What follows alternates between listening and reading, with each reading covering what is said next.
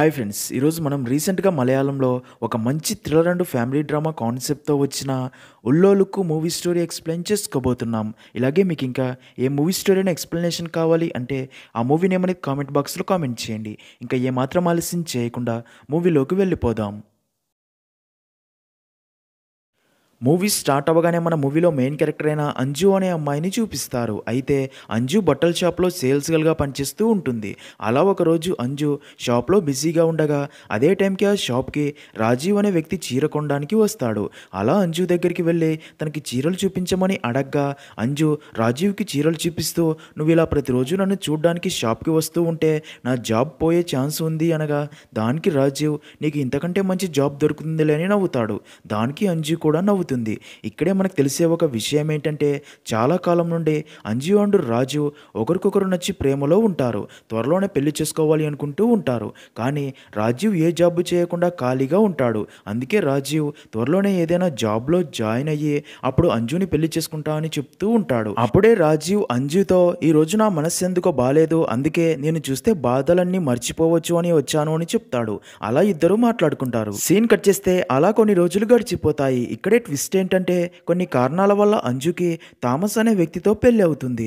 అంజుకి లోపల బాధ ఉన్నా సరే బయటికి నవ్వుతూ ఉంటుంది. ఇంకా థామస్ అమ్మ పేరు లీలమ్మ. తను అంజుని చాలా ప్రేమగా చూసుకుంటూ ఉంటుంది. అంతేకాక థామస్ కూడా చాలా మంచివాడు. దాంతో అంజు అన్నీ మర్చిపోయి థామస్తో కలిసి హ్యాపీగా ఉండడానికి ట్రై చేస్తూ ఉంటుంది.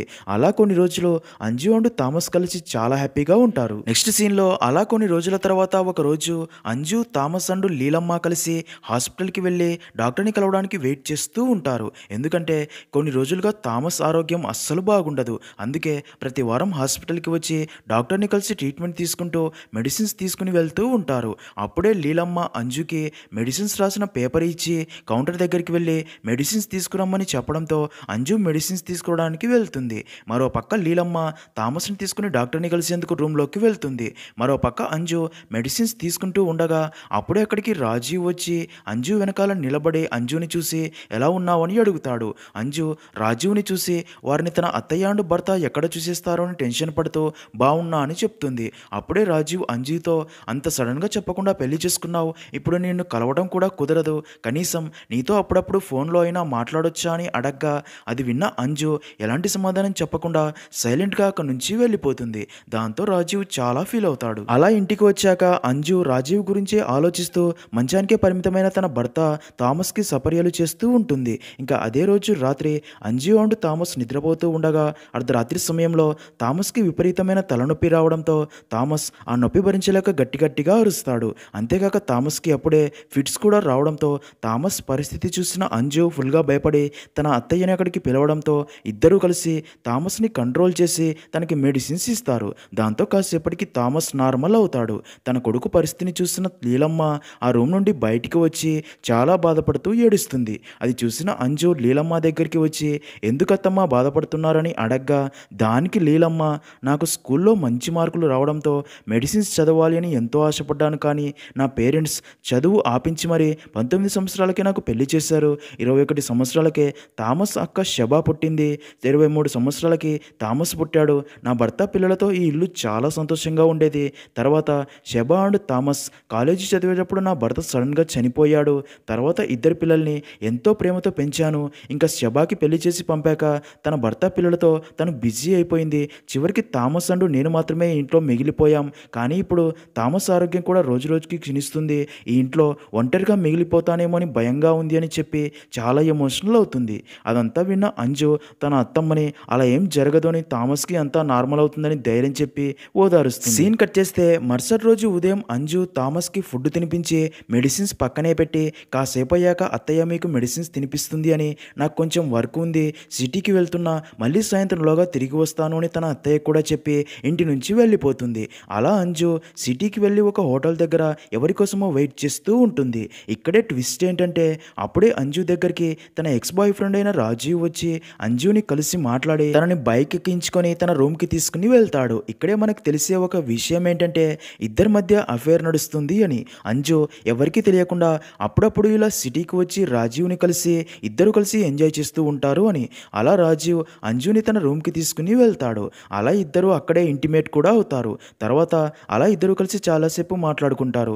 వారిద్దరూ మాట్లాడుకున్న దాన్ని బట్టి అంజు ఇప్పుడు మళ్ళీ జాబ్ చేయాలి అనుకుంటూ ఉంటుంది. దానికోసం రాజీవ్తో రెజ్యూమ్ రెడీ చేయమని చెప్తూ ఉంటుంది.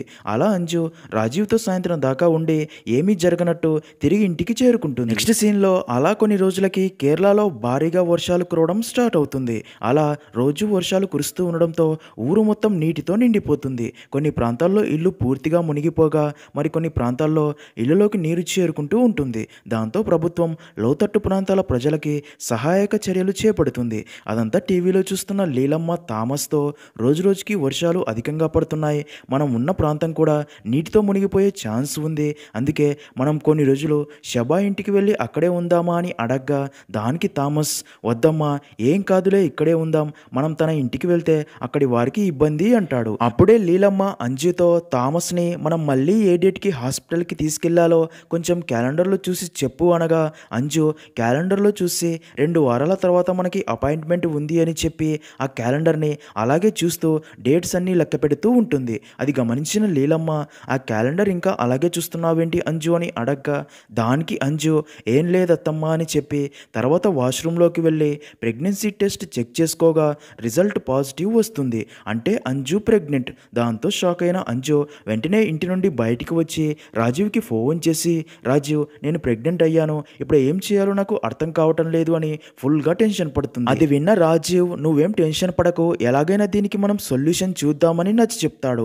కానీ అంజుకి మాత్రం చాలా భయంగా ఉంటుంది. ఇదిలా ఉంటే ఇంట్లో ఉన్న థామస్ తన బెడ్ పక్కనే ఉన్న తబలాని చూసి దాన్ని వాయించాలి అనుకుంటాడు. నిజానికి థామస్కి తబలా వాయించడం అంటే చాలా ఇష్టం, అందుకే తబలాని తన బెడ్ పక్కనే పెట్టించుకుని ఉంటాడు. అలా థామస్ బెడ్ పక్కనే ఉన్న తబలాని తీసుకోవాలి అని లేచి వెళ్ళబోగా కంట్రోల్ తప్పి కింద పడిపోతాడు. అది చూసిన లీలమ్మ అంజుని గట్టిగా పిలుస్తూ థామస్ పరిస్థితి చూసి వెంటనే తనని హాస్పిటల్కి తీసుకెళ్లాలి అని అంజు అండ్ లీలమ్మ కలిసి ఊరు మొత్తం వరద నీటితో నిండిపోయి ఉండటం వల్ల పడవలో థామస్ని అతి కష్టం మీద హాస్పిటల్కి తీసుకుని వెళ్ళి ట్రీట్మెంట్ చేయిస్తారు. థామస్కి ట్రీట్మెంట్ చేసిన డాక్టర్ అంజు అండ్ లీలమ్మ దగ్గరికి వచ్చి వారితో థామస్ రేపు ఉదయంలోగా కోలుకుంటాడని ఏం భయం లేదు అని చెప్తాడు. ఇంకా ఈ విషయం తెలిసిన శబా అక్కడికి వచ్చి అంజు అండ్ లీలమ్మతో మాట్లాడుతుంది. నెక్స్ట్ సీన్లో అదే రోజు రాత్రి హాస్పిటల్లో ఉన్న అంజు అద్దం ముందు నిలబడి తన కడుపుపై చేయి పెట్టుకొని చెక్ చేసుకుంటూ ఆలోచిస్తూ ఉండగా అదంతా దూరం నుండి గమనించిన లీలమ్మ అంజు దగ్గరికి వచ్చి ఏంటమ్మా నువ్వు ప్రెగ్నెంట్ అయ్యావా, మరి ఈ విషయం నీ భర్త థామస్కి మొదట చెప్పు, తను కూడా చాలా హ్యాపీగా ఫీల్ అవుతాడని చెప్తుంది. దానికి అంజు థామస్కి స్పృహలోకి వచ్చాక చెప్తా అంటుంది. అలా మరుసటి రోజు ఉదయం అంజు తను ప్రెగ్నెంట్ అన్న విషయం తన పేరెంట్స్కి ఫోన్ చేసి చెప్పడంతో తన పేరెంట్స్ కూడా హాస్పిటల్ దగ్గరికి వచ్చి అంజుని కలిసి ప్రెగ్నెంట్ సమయంలో ఎలాంటి ఫుడ్ తీసుకోవాలో ఎలా ఉండాలో అన్ని జాగ్రత్తలు చెప్తూ ఉంటారు. అప్పుడే అక్కడికి థామస్ అక్క శబా కూడా వస్తుంది. అలా అందరూ కలిసి మాట్లాడుకుంటూ ఉండగా అలా కాసేపటికే వారి దగ్గరికి డాక్టర్ వచ్చి థామస్ రోలోకి వచ్చాడు అని చెప్పడంతో అది విన్న లీలమ్మ అంజుతో నువ్వు థామస్ దగ్గరికి వెళ్ళి ప్రెగ్నెంట్ అన్న విషయం చెప్పు, థామస్ కూడా చాలా సంతోషిస్తాడు, అంతేకాక తన ఆరోగ్యం కూడా బాగవుతుంది అని చెప్పి థామస్ ఉన్న ఐసీయూ రూమ్లోకి పంపుతుంది. దాంతో అంజుకి మరో దారి లేక థామస్ బెడ్ దగ్గరికి వెళ్ళి తను ప్రెగ్నెంట్ అన్న విషయం చెప్పాలి అనుకోగా ఇక్కడే ట్విస్ట్ ఏంటంటే అదే టైంకి థామస్కి శ్వాస తీసుకోవడంలో ఇబ్బంది ఏర్పడడంతో అది చూసిన అంజు డాక్టర్స్ని అక్కడికి పిలిచేలోపే థామస్ హార్ట్ బీట్ డౌన్ అయి చనిపోతాడు. థామస్ చనిపోయాడు అని తెలిసి లీలమ్మ అంజు అండ్ శబా అక్కడ ఉన్న వారందరూ చాలా బాధపడతారు. నిజానికి థామస్ కుటుంబ సాంప్రదాయం ప్రకారం చనిపోయిన వారిని పూడ్చిపెట్టాలి, కానీ ప్రస్తుతం భారీ వర్షాల వల్ల ఊరు మొత్తం నీటిలో మునిగిపోయి ఉంటుంది. దాంతో ఊర్లో వరద నీరు తగ్గేదాకా థామస్ డెడ్ బాడీని ఇంటికి తీసుకెళ్లకుండా హాస్పిటల్లోని మార్చిరీలోనే పెడతారు. ఊర్లో నీరు తగ్గాక ఇంటికి తీసుకొచ్చి థామస్ డెడ్ బాడీకి అంత్యక్రియలు చేయాలి అనుకుంటారు. సీన్ కట్ చేస్తే అలా అందరూ తిరిగి ఇంటికి చేరుకుని థామస్ ఫోటో ముందు దీపాలు పెట్టి కార్యక్రమాలు చేస్తారు. ఇంకా థామస్ చనిపోయాడు అని లీలమ్మకి చాలా బాధ ఉన్నా సరే తన ఇంట్లోకి తన కొడుకే మళ్ళీ మనవడిగా రాబోతున్నాడని సంతోషిస్తుంది. అలాగే పుట్టబోయే తన మనవడి కోసం థామస్కి చిన్నతనంలో ఉపయోగించిన ఊయలని రెడీ చేస్తుంది. అలాగే తన మనవడి కోసం ఒక స్పెషల్ గది రెడీ చేస్తుంది. కొత్త బట్టలు కొత్త బొమ్మలు కొనిపెడుతూ ఉంటుంది. అదంతా చూస్తున్న అంజు తన కడుపులో పెరుగుతుంది థామస్ కొడుకు కాదు అని తెలిస్తే తను చాలా బాధపడుతుందని ఆలోచించి లీలమ్మతో అత్తమ్మ థామస్ అంత్యక్రియలు పూర్తయ్యాక నేను ఇక్కడి నుంచి వెళ్ళిపోవాలి అనుకుంటున్నా అని చెప్తుంది. అది విన్న లీలమ్మ ఎందుకమ్మా ఇలా మాట్లాడుతున్నావు, ఈ ఇల్లు నీది కాదా, నువ్వు నా మనవడు ఎల్లప్పుడూ నాతోనే కలిసి ఇక్కడే ఉంటారు అని నేను చాలా ఊహించుకుంటున్నా. నా ప్రాపర్టీ మొత్తం కూడా నీ పేరు మీదనే రాయాలి అనుకుంటున్నా. కానీ నువ్వేమో ఇలా చెప్తున్నావు. సరే నీ ఇష్టం అంజు. నీకు ఏది చేయాలి అనిపిస్తే అది చెయ్యి. కానీ బాగా ఆలోచించి చెయ్యి అని చెప్పి వెళ్ళిపోతుంది. నెక్స్ట్ సీన్‌లో అంజు రాజీవ్‌కి ఫోన్ చేసి ఇదే విషయం చెప్పి ఇక్కడి వారందరూ కూడా నేను థామస్ వల్లే ప్రెగ్నెంట్ అయ్యాను అనుకుంటున్నారు. మా అత్తమ్మ కూడా ఇలాగే అనుకుంటూ తన మనవడి గురించే ఆలోచిస్తూ ముందే తన మనవడి కోసం అన్నీ రెడీ చేస్తూ చాలా హ్యాపీగా ఉంది. నన్ను కూడా తనతో పాటే ఇక్కడే ఉండిపోమని చెప్తుంది. తన ప్రాపర్టీ అంతా కూడా నా పేరు మీద రాస్తుందంట. కానీ నాకు ఇక్కడ ఉండాలని అస్సలు లేదు. నేను నీ దగ్గరికి వచ్చేస్తా. ఇద్దరం కలిసి నీ రూమ్‌లోనే ఉందామని చెప్తుంది. అదంతా విన్న రాజీవ్ చూడంజు నాకిప్పుడు మంచి జాబ్ లేదు. ఇప్పుడు వచ్చే శాలరీ నాకే సరిపోవట్లేదు. అందుకే నాకు మరో మంచి జాబ్ దొరికేదాకా నువ్వు అక్కడే ఉండు అని చెప్తూ ఉంటాడు. అలా అంజు ఫోన్లో మాట్లాడడం లీలమ్మ గమనిస్తుంది. కానీ అంజు తన ఫ్రెండ్స్తో మాట్లాడుతుందిలే అనుకుంటుంది. ఇంకా మరుసటి రోజు అంజు ఇంటి బయట పనిచేసుకుంటూ ఉండగా అప్పుడే రాజీవ్ అంజు ఫోన్కి పదే పదే కాల్స్ చేస్తూ ఉంటాడు. అయితే అంజు రాజీవ్ నెంబర్ని మేరియా అనే అమ్మాయి పేరుతో సేవ్ చేసి ఉంటుంది. అది చూసిన లీలమ్మ ఫోన్ లిఫ్ట్ చేయగా రాజీవ్ ఎన్నిసార్లు కాల్ చేసినా లిఫ్ట్ చేయవేంటి అని గట్టిగా అడుస్తాడు. అబ్బాయి గొంతు విన్న లీలమ్మకి ఏమీ అర్థం కాక షాక్ అవుతుంది. ఒకవేళ అంజు మరొక వ్యక్తితో అఫేర్లో ఉందేమో అని డౌట్ వచ్చి ఆ రోజు నుండి అంజుతో మాట్లాడకుండా దూరంగా ఉంటుంది. నిజానికి లీలమ్మ అంజుని తన సొంత కూతురులా అనుకుని ప్రేమగా చూసుకుంటూ ఉంటుంది. కానీ అంజు ఇలా చేస్తుంది అని డౌట్ వచ్చాక తనని అవాయిడ్ చేస్తూ ఉంటుంది. ఇది గమనించిన అంజు ఒకరోజు లీలమ్మ దగ్గరికి వెళ్ళి ఎందుకత్తమ్మా కొన్ని రోజుల నుండి మీరు నాతో సరిగ్గా మాట్లాడడం లేదని అడగ్గా దానికి లీలమ్మ నువ్వు నీ ఫోన్లో ఎవరితో మాట్లాడుతున్నావు? నీ ఫోన్లో మేరియా పేరుతో సేవ్ చేసిన అబ్బాయి నెంబర్ ఎవరిది అని అడగ్గా దానికి అంజు తను నా కాలేజ్ ఫ్రెండ్ అని థామస్ని హాస్పిటల్లో అడ్మిట్ చేసినప్పుడు తనే అక్కడ నాకు హెల్ప్ చేశాడు అని నాకు ముందు నుండే తను తెలుసు. తను మన ఇంటి మనిషిలాగా అందుకే తన పేరు మేరియా అని సేవ్ చేశా అని చెప్తుంది. అదంతా విన్న లీలమ్మ కూడా అంజు చెప్పిందంతా నమ్ముతుంది. నెక్స్ట్ సీన్లో వారింటికి చర్చి ఫాదర్ వచ్చి ప్రేయర్ చేసి వెళ్ళిపోతాడు. తర్వాత అంజు ఆ ఇంటి నుంచి వెళ్ళిపోవాలి అనుకుంటుందని అర్థమైన లీలమ్మ అంజుతో ఒకవేళ నువ్వు ఈ ఇంటి నుంచి వెళ్ళిపోవాలి అనుకుంటే వెళ్ళు, కానీ నా మనవడిని నాకు ఇచ్చాక ఇక్కడ నుంచి వెళ్ళు అని చెప్తుంది. అది విన్న అంజు షాక్ అయ్యి సైలెంట్ అయిపోతుంది. బాగా ఆలోచించిన అంజు అదే రోజు రాత్రి తన బట్టలు మొత్తం బ్యాగ్లో పెట్టుకొని పడవలో రాజీవ్ దగ్గరికి బయలుదేరుతుంది. ఎందుకంటే తన కొడుకుని లీలమ్మకి ఇవ్వటం ఇష్టం లేక. అలా అంజు రాజీవ్ని కలిసి నేను ఆ ఇంటి నుంచి బయటికి రావాలి అంటే అత్తమ్మకి నా కొడుకుని ఇచ్చేసి రావాలంట. అందుకే నేను ఇంకా ఆ ఇంట్లో ఒక క్షణం కూడా ఉండను, నీతోనే కలిసి ఉంటాను అని చెప్పి ఏడుస్తుంది. అదంతా విన్న రాజీవ్ ఇప్పుడు నేను చేస్తున్నది చాలా చిన్న జాబ్, వచ్చే శాలరీతో ఇద్దరం బ్రతకడం చాలా కష్టం. అందుకే నా మాట విను అంజు. నాకు మంచి జాబ్ వచ్చేదాకా నువ్వు అక్కడే అడ్జస్ట్ అయి ఉండు. నువ్వు థామస్ని పెళ్లి చేసుకుని వెళ్ళిపోయాక కూడా నేను నిన్ను ప్రేమించడం ఆపలేదు, నిన్ను మర్చిపోలేదు. అలాంటిది నిన్ను ఈ పరిస్థితిలో ఎలా వదిలిపెట్టి వెళ్ళగలను? కానీ మనకి సరైన టైం రావాలి. నేను ఆల్రెడీ మరొక మంచి జాబ్ కోసం ట్రై చేస్తున్నా అని నచ్చజెప్పడంతో అంజు రాజీవ్ పరిస్థితిని కూడా అర్థం చేసుకుని తిరిగి ఇంటికి వచ్చేస్తుంది. సీన్ కట్ చేస్తే మరుసటి రోజు ఉదయం లీలమ్మ అంజుతో నువ్వు అప్పుడప్పుడు సిటీకి ఒంటరిగా వెళ్ళి వచ్చేదానివి కదా, సిటీలో ఉన్న నీ ఫ్రెండ్ని కలవడానికే వెళ్ళేదానివా అని అడగ్గా దానికి అంజు అవునత్తమ్మా అంటుంది. అయితే అప్పటికే అంజు బిహేవియర్లో మార్పు గమనించిన లీలమ్మకి విషయం అర్థమై నిజం చెప్పు అంజు, నీ కడుపులో పెరుగుతుంది నా కొడుకు థామస్ బిడ్డ కాదు కదా, బిడ్డ మీద ప్రామిస్ చేసి చెప్పు అని గట్టిగా అడగ్గా అది విన్న అంజు షాక్ అయ్యి సైలెంట్గా ఉండిపోయి కాసేపు ఆగి తన అత్తమ్మకి అసలు నిజం చెప్తుంది. అవునత్తమ్మ, నా ప్రెగ్నెంట్కి కారణం థామస్ కాదు, ఈ బిడ్డ థామస్ బిడ్డ కాదు అని చెప్తుంది.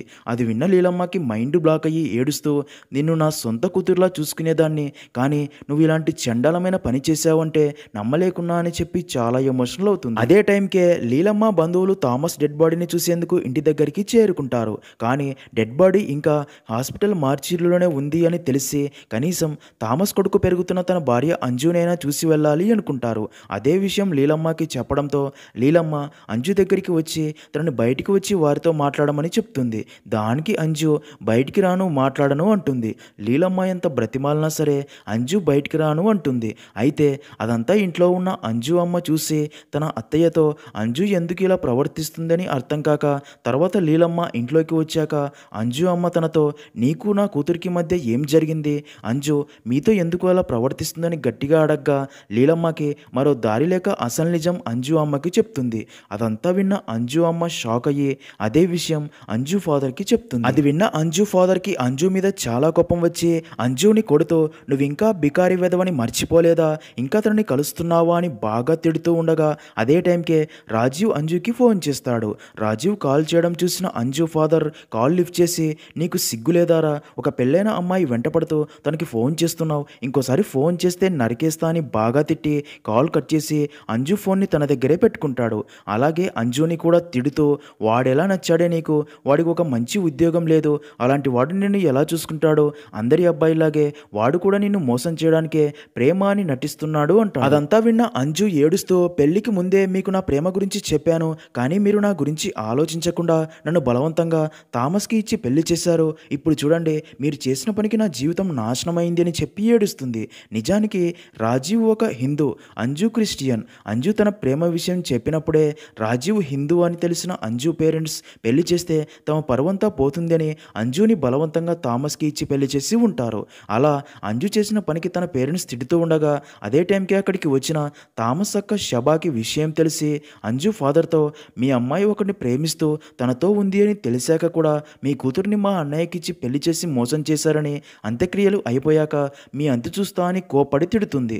దాంతో అంజు పేరెంట్స్ చాలా ఫీల్ అవుతారు. సీన్ కట్ చేస్తే అలా 3 రోజుల తర్వాత వర్షాలు వరద నీరు తగ్గడంతో థామస్ డెడ్ బాడీని అంత్యక్రియల కోసం ఇంటికి తీసుకుని వస్తారు. థామస్ డెడ్ బాడీని చూడడానికి బంధువులు ఊరి వాళ్ళు థామస్ ఇంటి దగ్గరికి చేరుకుంటూ ఉంటారు. అయితే అప్పుడే మళ్ళీ వర్షాలు పడడం స్టార్ట్ అయ్యి ఊరు మొత్తం వరద నీరు చేరుతూ ఉంటుంది. అది చూసిన అంజు ఫాదర్ లీలమ్మ దగ్గరికి వెళ్ళి, వరద నీరు మళ్ళీ ఊరంతా నిలిచిపోతూ ఉంది, అందుకే మనం థామస్ డెడ్ బాడీని సిటీకి తీసుకెళ్ళి అక్కడే అంత్యక్రియలు చేద్దామా అని అడగ్గా, దానికి లీలమ్మ, వద్దు, థామస్ డెడ్ బాడీని ఇక్కడే వాడి తండ్రి సమాధి పక్కనే పూడ్చాలి, అలాగే నేను చనిపోయిన తర్వాత కూడా నా శవాన్ని కూడా వారి సమాధుల పక్కనే పూడ్చాలి అని చెప్తుంది. అలా కాసేపటికే అక్కడికి రాజీవ్ కూడా వస్తాడు. ఎందుకంటే అంజుకి ఎన్నిసార్లు కాల్ చేసినా సరే స్విచ్ ఆఫ్ అని వస్తూ ఉంటుంది. అందుకే రాజీవ్ అంజుకి ఏమైందో అని టెన్షన్ పడుతూ అక్కడికి వస్తాడు.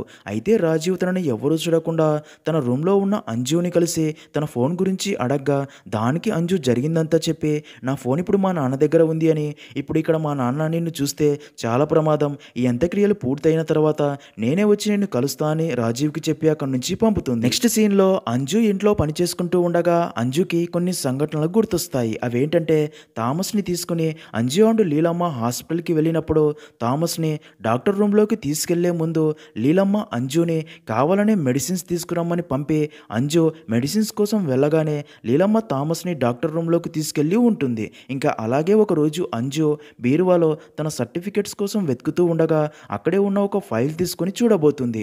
అయితే అది గమనించిన లీలమ్మ వెంటనే అక్కడికి వచ్చి అది వేరే ఫైల్ అని చెప్పి అంజు చూడకుండానే దాన్ని తీసుకుని దాన్ని దాచి ఉంటుంది. అలా గుర్తు చేసుకున్న అంజుకి లీలమ్మ తన దగ్గర ఏదో దాస్తుందని అర్థమయ్యి వెంటనే ఆ ఫైల్ కోసం ఇల్లు మొత్తం వెతికి కనిపెట్టి ఆ ఫైల్ ఓపెన్ చేసి అందులో ఉన్న రిపోర్ట్స్ చూసి షాక్ అవుతుంది. ఎందుకంటే థామస్కి చిన్నతనం నుండే బ్రెయిన్ ట్యూమర్ ఉండి ఉంటుంది. లీలమ్మ ఈ విషయం దాచి థామస్కి అంజుని ఇచ్చి పెళ్లి చేసి ఉంటుంది. ఈ విషయం అర్థమైన అంజు వెంటనే లీలమ్మ దగ్గరికి వెళ్ళి ఆ రిపోర్ట్స్ చూపించి, థామస్కి చిన్నప్పటి నుండి బ్రెయిన్ ట్యూమర్తో బాధపడుతున్నాడు అని తెలిసినా సరే ఈ విషయం నా దగ్గర దాచి నాతో పెళ్లి చేసి నా జీవితం ఎందుకు నాశనం చేశావని అడగ్గా, దానికి లీలమ్మ థామస్ చిన్నతనంలో తన తలలో ప్రాబ్లం ఉందని బాధపడుతూ ఉండడంతో తనని డాక్టర్ దగ్గరికి తీసుకెళ్లగా డాక్టర్ ట్రీట్మెంట్ చేసి థామస్ని నార్మల్ చేశాడు అని చెప్పి తన తప్పుని కవర్ చేసుకుంటుంది. అది విన్న అంజుకి ఇంకా ఏం మాట్లాడాలో తెలియక అక్కడి నుంచి ఏడుస్తూ తన రూమ్లోకి వెళ్ళిపోతుంది. సీన్ కట్ చేస్తే అదే రోజు రాత్రి లీలమ్మ బంధువైన సిస్టర్ అంజు దగ్గరికి వచ్చి, ఇందులో మీ అత్త తప్పేమీ లేదు అని, మేము ఆ రోజే థామస్తో నీ పెళ్లి గురించి మాట్లాడడానికి మీ ఇంటికి వచ్చినప్పుడే థామస్కి ఉన్న ప్రాబ్లం గురించి మీ నాన్న ఫ్రెండ్కి చెప్పాము అని చెప్తుంది. అది విన్న అంజు షాక్ అయ్యి వెంటనే తన ఫాదర్ దగ్గరికి వెళ్ళి కోపంతో, నాన్న, పెళ్లికి ముందే థామస్కి ఉన్న ప్రాబ్లం గురించి నీకు తెలిసినా సరే తనతో నా పెళ్లి చేసి నా జీవితం ఎందుకు నాశనం చేశావని ఏడుస్తుంది. అదంతా విన్న అంజు ఫాదర్ అంజుతో, నాకు నిజంగానే పెళ్లికి ముందు థామస్కి ఉన్న ప్రాబ్లం గురించి తెలియదు తల్లి, తెలిసి ఉంటే తనతో నీ పెళ్లి ఎందుకు చేస్తా అని చెప్తాడు. అదంతా విన్న అక్కడే ఉన్న అంజు అమ్మ, ఆ రోజు మీ నాన్న ఇంట్లో లేడమ్మా, మీ నాన్న ఫ్రెండ్ థామస్ ప్రాబ్లం గురించి నాకే చెప్పాడు, కానీ ఇది ఇంత పెద్ద వ్యాధి అని అప్పుడు నాకు తెలియదు, ట్రీట్మెంట్ చేయించుకుంటే తగ్గిపోతుంది అనుకున్నా అని చెప్తుంది. అది విన్న అంజుకి ఇంకా ఏం చెప్పాలో తెలియక ఏడుస్తూ తన రూమ్లోకి వెళ్ళిపోతుంది. నెక్స్ట్ సీన్లో బాగా ఆలోచించిన లీలమ్మ అంజు ఫాదర్ దగ్గరికి వెళ్ళి, జరిగిందేదో జరిగిపోయింది, ఇప్పుడు అంజు రాజీవ్నే ఇష్టపడుతుంది కదా, అందుకే మనమే థామస్ అంత్యక్రియలు అయిపోయాక వారు పెళ్లి చేద్దామంటుంది. దానికి అంజు ఫాదర్, నేను చనిపోయాకే అలా జరుగుతుందని కోప్పడతాడు. దానికి లీలమ్మ, మన పిల్లల సంతోషమే కదా మనకి ముఖ్యం, ఎవరేమనుకుంటే మనకి నాకేంటి అని నచ్చజెప్పి, అలాగే ఇక్కడ వర్షాలు తగ్గేలా లేవు, అందుకే థామస్ డెడ్ బాడీని సిటీకి తీసుకెళ్ళి అక్కడే అంత్యక్రియలు చేద్దామని చెప్తుంది. అదంతా విన్న అంజు ఫాదర్ కూడా రియలైజ్ అయ్యి, అప్పుడే అంజు ఫాదర్ అంజు దగ్గరికి వచ్చి తన ఫోన్ తనకి ఇచ్చి, నువ్వు ఎవరితో అయితే సంతోషంగా ఉండాలి అనుకుంటున్నావో వారితోనే సంతోషంగా ఉండు అని చెప్పగా, అది విన్న అంజు మొదట షాక్ అయ్యి తమ ఫాదర్లో మార్పును చూసి చాలా హ్యాపీగా ఫీల్ అవుతుంది. వెంటనే అంజు రాజీవ్కి ఫోన్ చేసి అదే విషయం చెప్పి హ్యాపీగా ఫీల్ అవ్వగా, అదంతా విన్న రాజు ఆశ్చర్యపోయి, అయితే అంజు నువ్వు ఒక పని చేయి, నీ అత్త తన ప్రాపర్టీ మొత్తం నీ పేరు మీదే రాస్తా అని చెప్పింది కదా, అందుకే ముందు ఆ పని కంప్లీట్ చెయ్యి అంటాడు. అది విన్న అంజు తన ఆస్తి మనకెందుకు అనగా, దానికి రాజీవ్ ఇదంతా మన ఫ్యూచర్ కోసమే కదా అని నచ్చ చెప్తాడు. ఇంకా అంజుకి ఇష్టం లేకపోయినా సరే ప్రాపర్టీ గురించి మాట్లాడడానికి లీలమ్మ దగ్గరికి రాగా, అక్కడే ఉన్న శబా తన అమ్మతో అన్నయ్యని మోసం చేసింది, ఇంకా తనతో ఎందుకు మాట్లాడుతున్నావని కోపడతాడు. దానికి లీలమ్మ శబాతో, మీ అన్నయ్య బెడ్డికే పరిమితమైనప్పుడు తన పక్కనే ఉండి అంజునే తనని జాగ్రత్తగా చూసుకుంది, అసలు తన గురించి నీకు ఏం తెలుసు అని శబా మీద కోపడుతుంది. దాంతో శబా అక్కడి నుంచి వెళ్ళిపోతుంది. లీలమ్మ అంజుని చూసి, నాతో ఏదైనా మాట్లాడడానికి వచ్చావా అని అడగ్గా, అంజు ప్రాపర్టీ గురించి అడగకుండానే ఊరికే వచ్చాను అని చెప్పి అక్కడి నుంచి వెళ్ళిపోతుంది. సీన్ కట్ చేస్తే అంజు ఇంకా ఇంటి నుంచి వెళ్ళిపోవడానికి బ్యాగ్ సర్దుకుంటూ ఉండగా, అప్పుడే అక్కడికి లీలమ్మ వచ్చి, అమ్మ అంజు నా ప్రాపర్టీ మొత్తం నీ పేరు మీద రాయాలి అనుకుంటున్నా అనగా, దానికి అంజు, వద్దత్తమ్మ ఆ ప్రాపర్టీ తీసుకుంటే నేను మరింత బాధపడాల్సి వస్తుంది అంటుంది. అప్పుడే లీలమ్మ తన మనవడి కోసం చేయించిన గోల్డ్ చైన్ అంజుకి ఇచ్చి, ఇది నీ కొడుకు పుట్టాక నా పేరు చెప్పి తన మెడలో వెయ్యి అని చెప్పి, అలాగే నేను అప్పుడప్పుడు నిన్ను నీ కొడుకుని చూడడానికి రావచ్చా అని అడగ్గా, అది విన్న అంజు చాలా ఎమోషనల్ అయ్యి, అత్తమ్మ మీరు బాధపడకండి, నేనే ఇక్కడికి వచ్చి వెళ్తూ ఉంటానని చెప్పి ఓదారుస్తుంది. తర్వాత థామస్ డెడ్ బాడీని పడవలో సిటీకి తీసుకెళ్లి అక్కడ అంత్యక్రియలు చేస్తారు. అప్పుడే అంజు దగ్గరికి రాజీవ్ వచ్చి, థామస్ అంత్యక్రియలు ఇంకా పూర్తయ్యాయి కదా, ఇంకా నీ బ్యాగ్ తీసుకునిరా మనం కలిసి ఉందామని చెప్పి, అవును మర్చిపోయాను, మీ అత్త ప్రాపర్టీ నీ పేరు మీద రాయించుకున్నావు కదా అని అడుగుతాడు. దానికి అంజు, మా అత్త ప్రాపర్టీ నా పేరు మీదే రాస్తా అంది, కానీ నేనే వద్దు అన్నానని చెప్పగా, అది విన్న రాజీవ్ కోపంతో, అంజు నీకు నేను ఆల్రెడీ చెప్పాగా ప్రాపర్టీ ఉంటే మనం చాలా సంతోషంగా ఉండవచ్చు అని, నువ్వేంటి ఇలా చేశావు, నీకు పెళ్ళయ్యాక కూడా నేను నిన్ను ప్రేమించాను, నీ భర్త చనిపోయాక కూడా నిన్ను పెళ్లి చేసుకోవడానికి రెడీ అయ్యాను, అందుకే నేను చెప్పింది చెయ్యి, వెళ్ళి నీ అత్త ప్రాపర్టీ మొత్తం నీ పేరు మీదకి రాయించుకునిరా అంటాడు. అదంతా విన్న అంజు షాక్ అయ్యి తన తండ్రి చెప్పిన మాటలు గుర్తు చేసుకుని, నీ కోసం నేను అందరితో గొడవపడి వారిని వద్దు అనుకుని నీతో రావడానికి సిద్ధపడితే నువ్వు మాత్రం నాకంటే ప్రాపర్టీనే ముఖ్యం అంటున్నావు, నీలాంటి వాడితో ఇంకా జీవితాంతం నేను కలిసి ఉండలేను అని తన బ్యాగ్ తీసుకొని లీలమ్మ ఊరికి వెళ్తున్న పడవ ఎక్కి తన పక్కనే కూర్చోగా, రాజీవ్ అంజుతో నాతో ఉండాలి అనుకుంటున్నావా లేదా నన్ను వదిలేయాలనుకుంటున్నావా అని అడగ్గా, అంజు సైలెంట్గా ఉండిపోతుంది. ఇంకా అంజుకి ఎవరి ప్రేమ గొప్పదో పూర్తిగా అర్థమయ్యి తన జీవితం మొత్తం తన అత్తతోనే ఉండాలని ఫిక్స్ అవుతుంది. అంజు తనతోనే ఉండాలని తనతో పాటు రావడంతో లీలమ్మ కూడా చాలా ఎమోషనల్ అయ్యి ఏడుస్తుంది. అలా అక్కడితో మూవీ అనేది ఎండ్ అవుతుంది.